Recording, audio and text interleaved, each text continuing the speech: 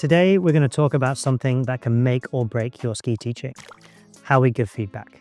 More specifically, we're going to unpack two key concepts from motor learning: knowledge of performance and knowledge of outcome, and how understanding the difference can completely change the way your students learn. Whether you're instructing level 1 candidates or helping advanced skiers fine-tune their movements, this is something that applies to every lesson you teach.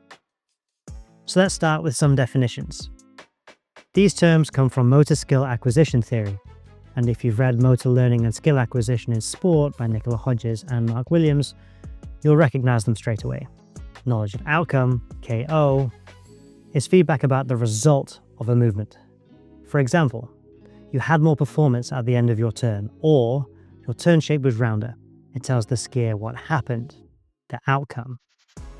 Knowledge of performance, KP, is feedback about the movement itself, how the performance was executed. It's the process that created the result. For example, you pushed your feet away from you, or you flexed your ankles more in that turn. So in short, KO is what happened and KP is how it happened. Both are useful, but how and when you use them can make a huge difference to learning.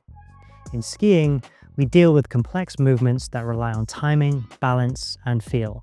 If you only give knowledge of outcome, like that was smoother or you stayed centered, your student knows what worked, but not why it worked. On the other hand, knowledge of performance gives them the insight into how to reproduce that feeling. Research in skill learning shows that combining both types of feedback, especially when timed right, accelerates skill acquisition and helps the student develop better self-awareness. Think of it this way: KO tells the story, KP explains the plot. Without both, the skier only gets half the picture. In Motor Skill Acquisition in Sport by Nicola Hodges and Mark Williams, and also in Schmidt and Lee's Motor Control and Learning, they explain that when learners receive both KR and KP, they build a mental map of how movement produces outcomes. Over time, that helps them become more independent and self-aware. Overall, a better learner. Too much KO, just the results, can actually create feedback dependency, whereas KP, on the other hand, promotes understanding and self-assessment, which is essential for advanced learners. So as instructors, it's not just about telling students what they did, it's about helping them understand how their movement created that result. Let's make this real. Imagine your student is struggling with edge grip on icy snow. You might start with knowledge of outcome. You lost grip halfway through the turn. Then follow it up with knowledge of performance. That happened because you didn't continue to roll onto your edges throughout the bottom half of the turn. Now the skier not only knows what went wrong, but also how to adjust their movement next time. Or let's take a positive example. KO. That was your cleanest turn yet. KP. You stayed stacked over the outside ski and managed your pressure beautifully. That combination builds confidence and understanding. It connects cause and effect. Timing matters too.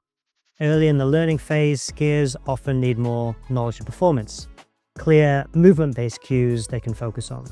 As they progress, it's better to shift towards knowledge of outcome, allowing them to feel and self-evaluate based on results.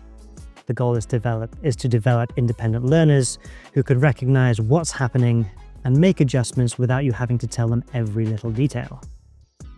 So think of your feedback as a sliding scale: KP early and KO later. Here's the big takeaway. Good feedback isn't just about telling your students what to do. It's about helping them understand cause and effect. When you connect what happened, the outcome, with why it happened, the performance, you help them build accurate internal feedback loops, the foundation of long-term skill learning.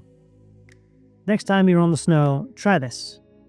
After each run, ask your student what happened, which is the KO. Then follow up with, why did you think that happened, which is the KP. Very open-ended questions, I know, but when you use them well, it's amazing the results that they can produce. You'll also be amazed at how quickly they start self-correcting and owning their development. If you would like to see a more in-depth video on this topic, I'll put a link to that video on screen now where I go through all of this on snow. If you found this helpful, give it a like, share it with your fellow instructors, and don't forget to subscribe to more ski educational videos. If you would like to ski with me in person and join the Inside Edge community on snow, then please visit insideedgecoaching.com for all of our camps this winter. I'd absolutely love to ski with you guys on snow, and we could talk about this more and a lot more in depth. Thank you for watching.